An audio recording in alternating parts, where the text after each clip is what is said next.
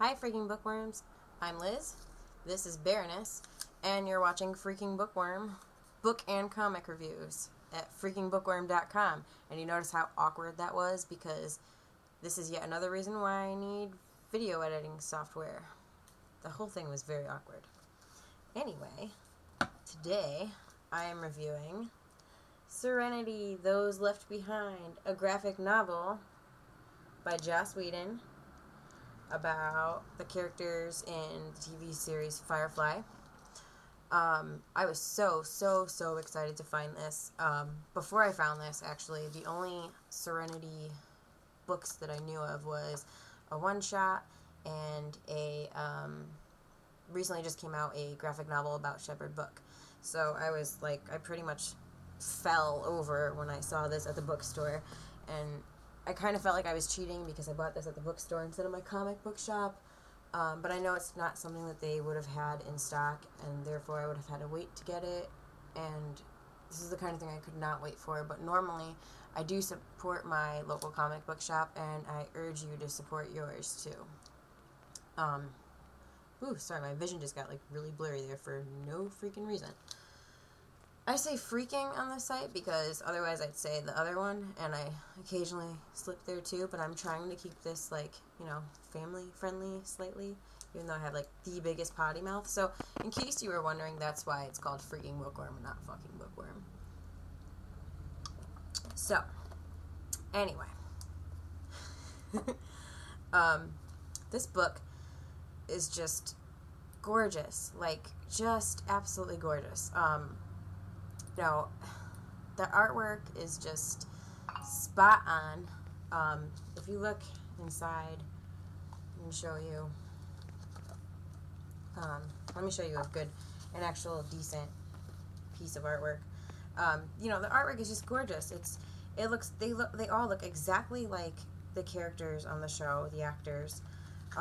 Which, you know, Joss Whedon, he does that. He tends to work with artists. I don't know if he gets to pick his artists or what, but he either lucks out or he just, like, always makes sure that he picks, you know, the best artists possible.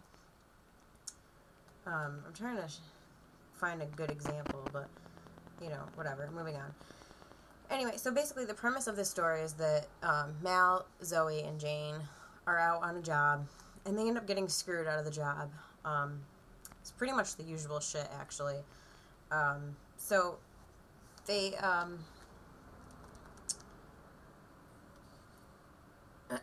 sorry, once again, here you go.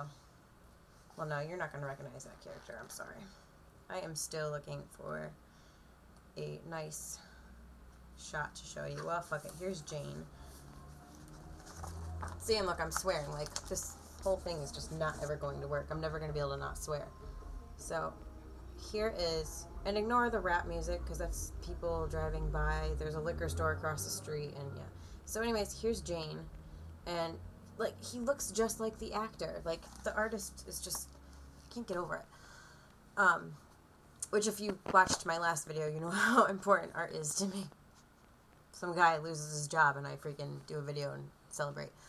So anyways, you know, aside from the artwork, the writing rocks, but of course that's because it's Joss Whedon. Like, the guy doesn't write anything shitty. I mean, come on, he wrote fucking Toy Story. However, it left me really frustrated, and only because the story left off where, you know, you don't know how things are going to turn out between Mal and Inara as usual. But let me back up a little bit. Holy shit. This story takes place in between the TV series and the movie. So basically it explains how the creepy blue-gloved dudes that hold that wand up in the movie and make you bleed from every orifice, like from your nose and your eyes and your ears and probably everything else. Those guys start tracking the Firefly gang. And so we kind of see, like, how they pop up. Because in the movie, they didn't really explain that. It also explains why in the movie Shepherd Book wasn't with them. So that was interesting. It was kind of sad. So, yeah. And as usual, there's that tension between Mal and Inara, and like I said, it just left me totally frustrated at the end because I'm like, oh, why can't they get it together? And even the movie left me frustrated. Like, they still couldn't get it together. You know, it's like, come on. So, you know, that's pretty much it. The cool thing, though, about this book, the really, really cool thing, aside from awesome story and the art and, you know, in general, is that there's this number 1 on the spine, which means that it's one of oh so many, which means that there are more. So I did a little bit of Googling, and I found that there are 1, 2, 3, 4, 5, 6 altogether. 2 of which I have. I have Float Out, which is that one shot I was talking about that actually occurs after the movie, and it shows the past of Wash, pretty much. And I have this one, of course, this Those Left Behind. So, in addition to that, there are 4 more, which is really, really cool. So, as I said in the previous video, I've got to have my comic book shop order a couple of them. 2 of them were exclusive to 2 different websites, so I don't know if they were later released as print or if, you know, if I'm shit out of luck, if they're still archived on the site so I could read them. I haven't even, like, tried to look yet, but I'm going to. So, you know, that's pretty much it. It was a really great read.